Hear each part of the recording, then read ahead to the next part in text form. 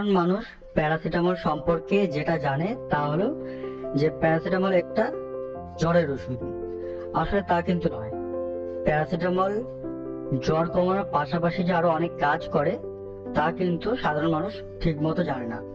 কিন্তু আমি নিশ্চিত যে আজকের এই ভিডিওটি দেখে আপনারা প্রত্যেকে প্যারাসিটামল সম্পর্কে A to Z সম্পূর্ণ তথ্য জানতে পারবেন।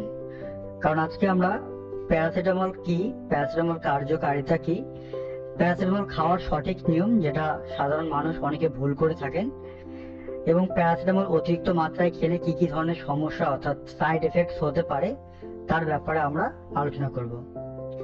তো ভিডিওটি শুরু করার আগে আপনাদের কাছে একটি বিশেষ অনুরোধ, আপনি যদি প্রথমবার আমার এই ভিডিওটি দেখছেন, যদি ভিডিওটি আপনার ভালো লেগে থাকে তাহলে পাশে থাকার জন্য অবশ্যই চ্যানেলটিকে সাবস্ক্রাইব করে রাখবেন। প্যারাসিটামল যেটা ভারতে ও ভারতের বাইরে বিভিন্ন ব্র্যান্ড নামে পরিচিত, যেমন ভারতে প্যারাসিটামল ডোলো নামে, সুমোল নামে, ক্যালপল নামে, পাইরিজেসিক নামে, এছাড়াও বিভিন্ন নামে কিন্তু পরিচিত রয়েছে। এই প্যারাসিটামল ছোট বাচ্চাদের থেকে শুরু করে বড়দের সুবিধার জন্য ড্রপ, সিরাপ, ট্যাবলেট, এমনকি ইনজেকশন ফর্মেও কিন্তু এই প্যারাসিটামল পাওয়া যায়। প্যারাসিটামলটা কি আসলে সেটা আমরা জেনে নেব। প্যারাসিটামল হলো একটি অ্যানালজেসিক এবং অ্যান্টিপাইরেটিক ড্রাগ বলা হয়।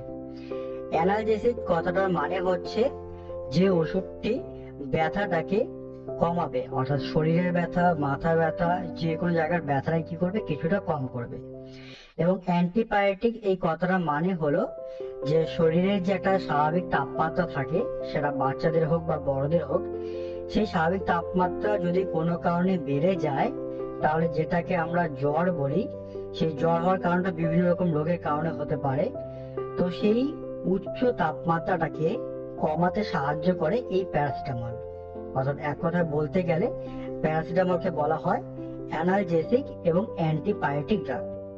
এই প্যারাসিটামল মার্কেটে প্রেসক্রিপশন ছাড়াই আপনি কিনতে পারবেন, কারণ এই ওষুধটাকে বলা হয় ওটিসি ড্রাগ বা ওভার দ্য কাউন্টার ড্রাগ।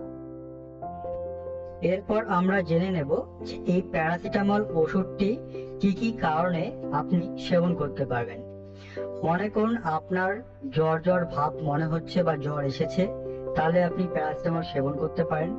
কিংবা শরীরে ব্যথা হালকা হচ্ছে, সেক্ষেত্রে আপনি সেবন করতে পারেন। মাথা ব্যথা, চোখে ব্যথা, সেক্ষেত্রেও কিন্তু প্যারাসিটামল দেওয়া যেতে পারে। এছাড়া যাদের কিডনিতে সমস্যা রয়েছে, যাদেরকে ডাক্তারবাবুরা non steroidal anti inflammatory drugs অর্থাৎ ব্যথানাশক ওষুধ খাওয়া নিষেধ করতে বলা হয়, সেক্ষেত্রে প্যারাসিটামল শরীরে বিভিন্ন রকম ব্যথার কারণে কিন্তু দেওয়া যেতে পারে। এছাড়া আপনারা খেয়াল করবেন বিভিন্ন রকম ওষুধে কম্পোজিশনে কিন্তু এই প্যারাসিটামলটা কিছুটা পরিমাণ হলেও যুক্ত থাকে। তার মানে এটাই যে প্যারাসিটামলের আরো বিভিন্ন কার্যকারিতা রয়েছে। এরপর আমরা জেনে নেব এই প্যারাসিটামল ওষুধটার ডোজ কিরকম হওয়া উচিত। মনে রাখবেন প্যারাসিটামল ওষুধের যে ডোজ সেটা শরীরের ওজন অনুযায়ী করা হয়ে থাকে, অর্থাৎ প্রতি কেজি ওজনে 10 থেকে 15 মিলিগ্রাম প্যারাসিটামল দেওয়া হয়।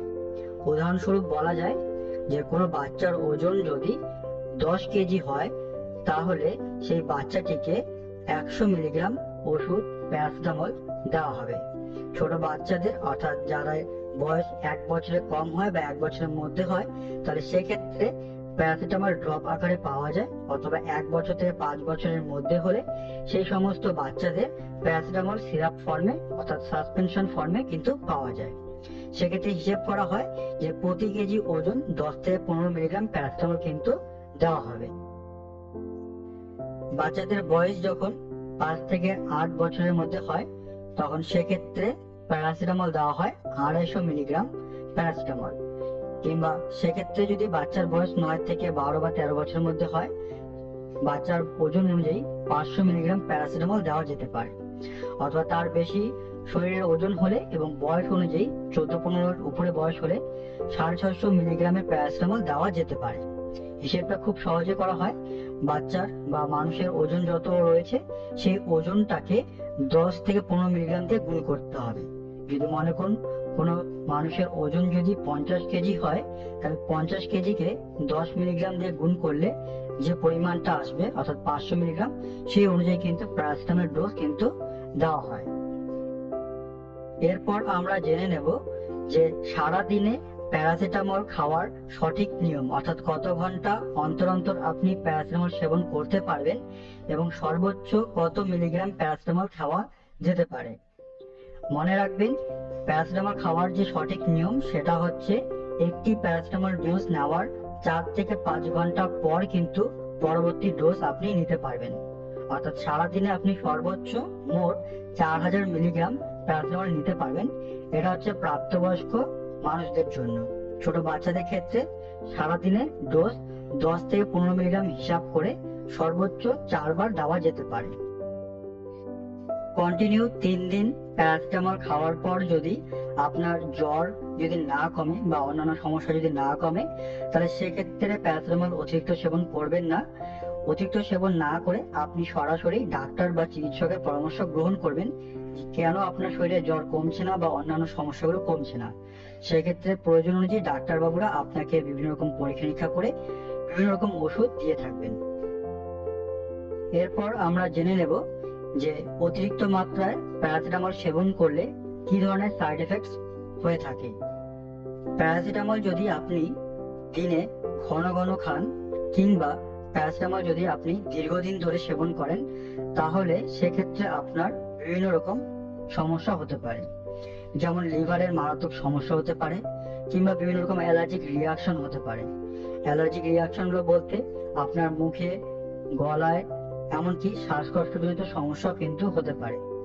কারো কারো ক্ষেত্রে দেখা যায় স্কিনের লাল লাল ভাব বা স্কিনে র্যাশ ভাব উঠছে। তো ধন্যবাদ বন্ধুরা সম্পূর্ণ ভিডিও দেখার জন্য। এরকম ভিডিও পাওয়ার জন্য অবশ্যই চ্যানেলটিকে সাবস্ক্রাইব করে রাখবেন।